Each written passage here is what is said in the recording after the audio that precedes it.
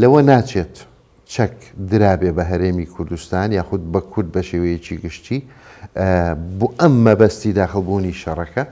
پرسیارە سادەکە ئەوەیە ئەو چەکانەی ترام بوتی بۆ کوردم ناردووە لە کوێن؟ چیرۆکێکی سەرسوڕهێنەرە بەڕاستی ئەوەی کە تاکو ئێستا بیستومانە تەنها ترامپ لە ئەمریکا باسی کردووە، هیچ کەسێک لە ئیدارەی ئەمریکی نە لە خارجیە نە لە دیفاع نە لە سنتکۆم نە قونسولیەتی هەولێری ئێرە لە زۆر لایەنمان پرسیوە تاکو ئێستا کەسی ئاگاداری نییە. ئەوەی کە زیاتر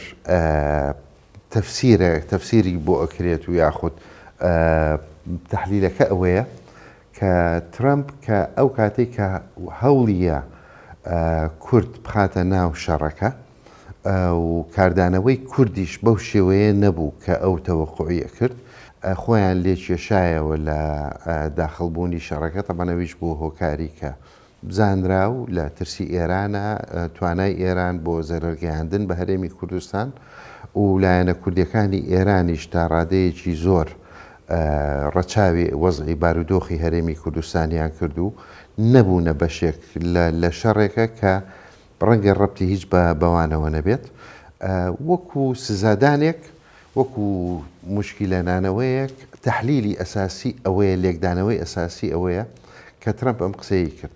طبعاً کە قسەکەشی کرد ئەڵێ کورد the Kurds کام کورد نازانیت. لە مقابل لە بەرامبەرەوەشە کاردانەوەی کوردیش بە شێوەیەک بوو کە ڕێک ئەوەی بەدیهێنا کە ترامپ ئەیویست.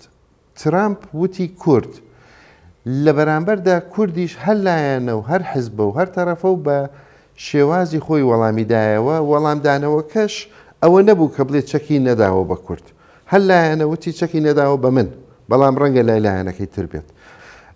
وای کرد کە نە لە بەغا توانیویانە ڕێککەون، نە لەسەر حکوومەتی هەرێم ئەو کێشە و ئاڵۆزی کە هەیە ئێستا زیاتر قوڵتر بووە، بەغا سەرۆکی کۆمار هەڵبژێرا بەبێ ئەوەی هیچ ڕێکبوونێکی یاخود سازانێکی کوردی هەبێ لەسەری.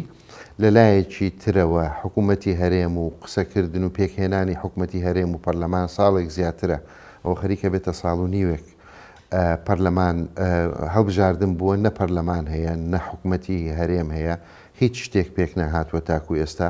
سەرک وەزیرانی دەستنیشان کرا و عەلی زەیدی یەت بۆ کوردستان، بەڵام بۆ کام کوردستان؟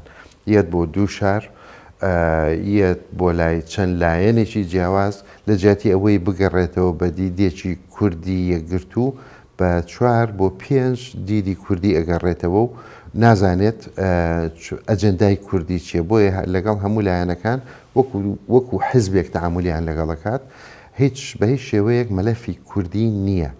بۆیە ئەوەی کە ئێستا ئەیبینین لەوە ناچێت چەک درابێ بە هەرێمی کوردستان یاخود بە کورد بە شێوەیەکی گشتی بۆ ئەم مەبەستی داخڵبوونی شەڕەکە، بەڵام ئەوەی کە تا ئەم لەحزەیە کە ئێستا ئەو زانیاریانەی بەردەستە ئەوەی بەڵام بەداخەوە شێوەی کاردانەوەی کوردی، کاردانەوەی لایەنە کوردیەکان بۆ ئەم قسانەی ترامپ زیاتر وای کردووە کە کەسانێک کە دوور بن لە ڕووداوەکان باوەڕیان بەوە بێت کە چەک دراوە و لای لایەنێکە، لای کام لایەنە ئیتە هەریەکە و ئەگەر لایەنگری سەوز بیت ئەڵەی لای زەردە، لایەنگری زەرد بیت ئەڵەی لای سەوزە.